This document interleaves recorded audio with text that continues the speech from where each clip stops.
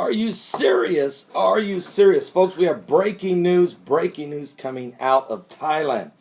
There has been a military coup. I repeat, Thailand, the army has taken over the government. There has been a military coup. It's just been announced on Thailand national television by their new leader, General Prayuth Chan-ocha. And I think I'm close with pronouncing his name.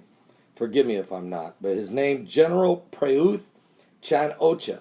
He has taken over the country. Now, I did a video on this earlier this week telling you that there was some urgent situation developing in Thailand as the nation was put under martial law. I received a ton of criticism and emails saying, Begley, you don't understand. This goes on all the time here. We're accustomed to this kind of stuff. But the reason I did a video on it was because the nature of the political arena in Thailand has been extremely intense.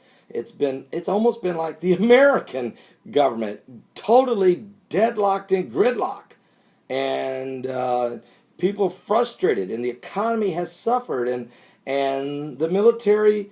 When a military just declares martial law without asking the president and the government, you have to know you're on the brink of a change. Well, it has happened. Bangkok, and this had to be fully orchestrated. They're completely in control of all of the televisions and communications. Out of Bangkok, Associated Press reporting Thailand's army chief announced a military takeover of the government, just like Egypt did with General al-Sisi.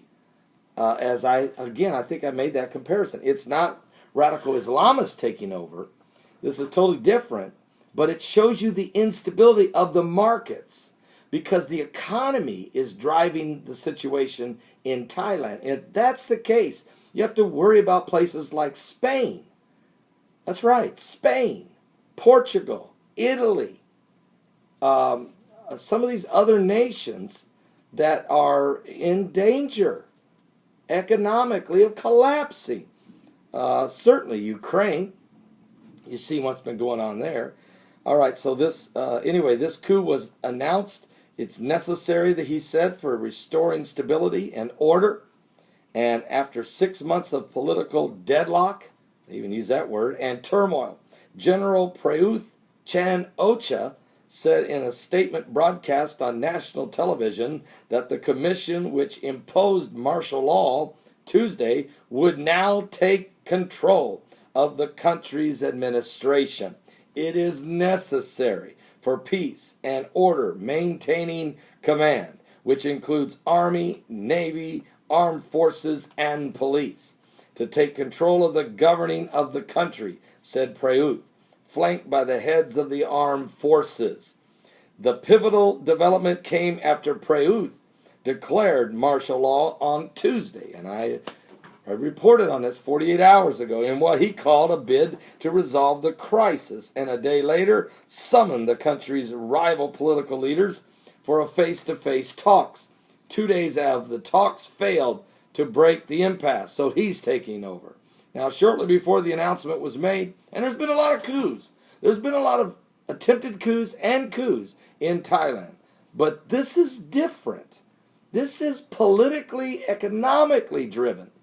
This is really, seriously, it's tied to the economy. You can feel the wheels coming off. The world's economy. Very important, folks. The black horseman of the apocalypse is galloping through the land. And the balance, the scales of the economy are in his hands. And the Bible says this in Revelation. Shortly before the announcement was made, armed soldiers and military vehicles surrounded the military facility where the politicians were meeting, apparently to block those inside from leaving. Many of the country's highest profile figures were summoned for the meeting. They included the acting prime minister. They were just brought in for the takeover. That's all this was. They were brought in so it would be easier to arrest them all at once. The prime minister, who sent 4 cabinet ministers in his place, the anti-government protest leader, as well as others from the pro-government Red Shirt group, were also there. So this was a military coup. It has happened. And those of you who were not patient enough to understand the fullness of what's happening, please understand you're living in a different world. This is called the last days.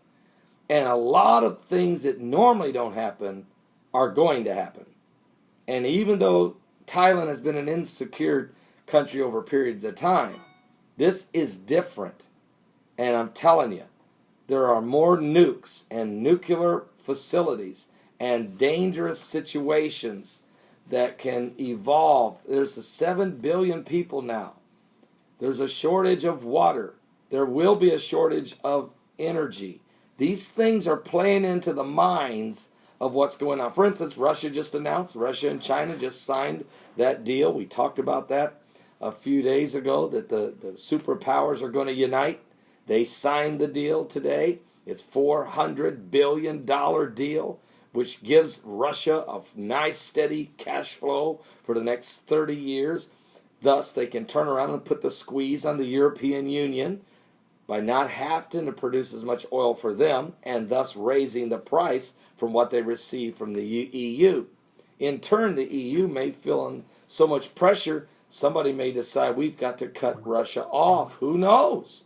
When people get hungry and people get cold, desperate measures can start to take place. So the New World Order is not far away.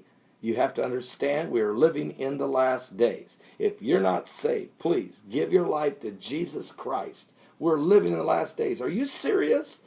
What? Yes, we are in the last days. Let me make another proclamation. We are living in the last days. It's important to get your heart right with God.